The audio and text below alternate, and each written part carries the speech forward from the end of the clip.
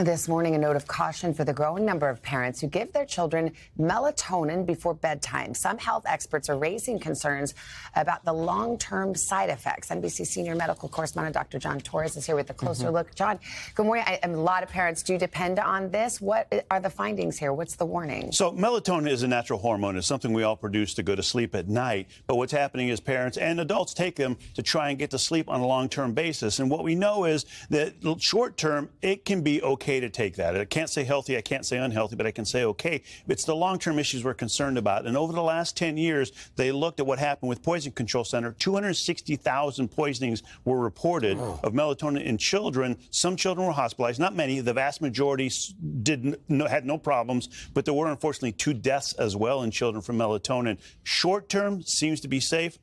3 months or less. Long-term, we don't know. And if you do give your child melatonin and have no kind of effects like that, they were still talking about a danger with giving your child some kind of medication to think that's how he needs to fall asleep or she needs to fall asleep each night. Well, there's a couple things. One is giving them that psychological thought of, this is what I need help to fall asleep. The other is getting that dependence on it, not necessarily addiction, but they can't get to sleep without it type of thing over a long-term basis. And so, trying to figure out why they can't go to sleep. Is it because they have electronics in their room? Is it because they saw a horror movie right before they went to bed? Those types of things. The other thing we don't know is melatonin is a hormone, and there's a very delicate hormone balance that happens in children, especially right before puberty. Is it going to mess with puberty? Is it going to cause it late? Is it going to cause it early? Is it going to cause, different problems long term? Again, we don't know. And the purity of the samples, we don't know those either because the FDA doesn't really regulate that. So, Dr. John, if not melatonin, for all of those parents who are watching and listening who, again, have to get down an exhausted child at night, what are some of the other options here? And for some children, melatonin is short term. If you do half a milligram or a milligram,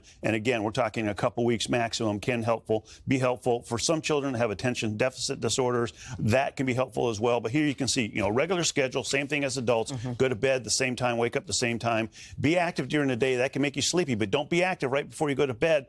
And then try to get the monitors under control, TV, cell phones, and don't just turn off their cell phone in the room. We know children can be a bit tricky, and so get the cell phone out of the room. And then if they do have problems going to sleep, try and find out why. If you do want to start melatonin short term, talk to your pediatrician before, please, so they can make sure that it's going to be okay. Great All right. John, thank you very much. You bet. Hey, thanks for watching. Don't miss the Today Show every weekday at 11 a.m. Eastern, 8 Pacific on our streaming channel, Today All Day. To watch, head to today.com/allday or click the link right here.